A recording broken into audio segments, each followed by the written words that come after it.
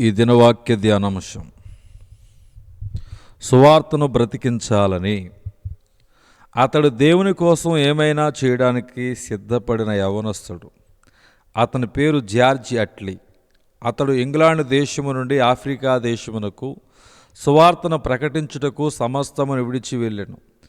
అతను కొండ జాతుల మధ్యకు వెళ్ళి సువార్తను ప్రకటిస్తూ ఉండగా ముష్కరులైన 10 మంది తనను చంపడానికి ముందుకు వస్తుండగా అతని చెయ్యి అతనికి తెలియకుండానే తన బెల్టునకు వేలాడుతూ ఉన్న తుపాకీపై పడింది. అది అతను క్రూర మృగముల నుండి తన ప్రాణము కాపాడుకునుటకు తన యొద్ద ఉంచుకున్నాడు.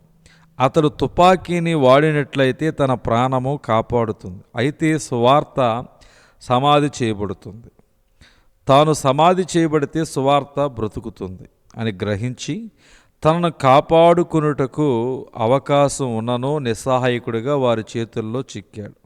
నిస్సహాయకుడిగా వారి చేతిలో పడిన ఆ శిలువ సైనికుని వారు బహుగా హింసించి దారుణంగా చంపివేశారు. ఆ తర్వాత అతని శవాన్ని ఒక కాలువలో అటవీ శాఖ వారు కనుగొనగా అతని బెల్టునకు తుపాకీ వేలాడుతూ కనిపించింది.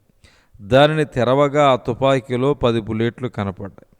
ప్రియ సహోదరి సహోదరుడా, ఆ యవనస్తుడు ఆ 10 మందిని 10 బుల్లెట్లతో చంపి తనను కాపాడుకోవచ్చు, కానీ తన ప్రాణం కన్నా సువార్తను ఇతరుల క్షేమాన్ని కోరిన అతను తన్ను తాను మరణానికి అప్పగించుకుని సువార్త సేవ అతనితో ముగిసిపోకుండా మిషనరీల ప్రాణాలు తీసేవారు కారు, కానీ ఇతరుల రక్షణ కొరకు క్షేమము కొరకు ప్రాణాలు దారపోసేవారని జార్జి అట్లీ నిరూపించాడు.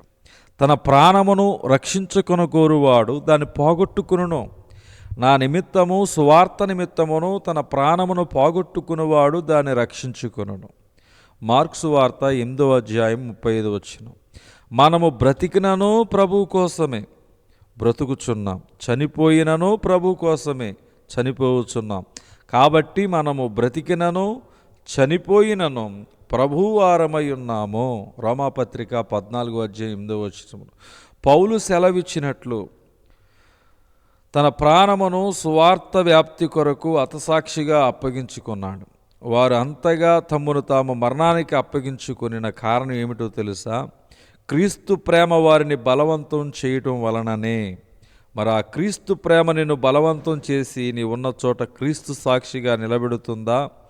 నీ సువార్త సేవలో ఎన్ని అవమానాలు, కష్టనష్టాలు, వ్యతిరేకతలు, నిందలు వచ్చినప్పటికీ వాటికి తలవంచక దేవుడు నీ చేతికి వచ్చిన పనిని జరిగించే విధముగా క్రీస్తు ప్రేమ నిన్ను బలవంతం చేయుచున్నదా?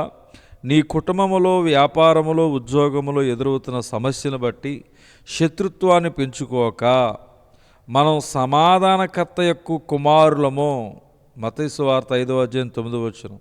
కనుక సాధ్యమైతే ప్రతి ఒక్కరితో సమాధానం కలిగి జీవించడానికి రోమాపత్రిక 12వ అధ్యాయం 18వ వచనం. పిలువబడ్డాము కనుక మనలో క్రీస్తు ప్రేమ సమాధానము ఇతరులకు క్రియల ద్వారా చూపిద్దాము. మనము మరణించవలసి వచ్చినప్పటికీ సువార్తను, క్రీస్తు వార్తను బ్రతికిద్దాం. దేవుడి దిన వాక్య ధ్యానం దేవుడు దీవించునుగాక. ఆమేన్.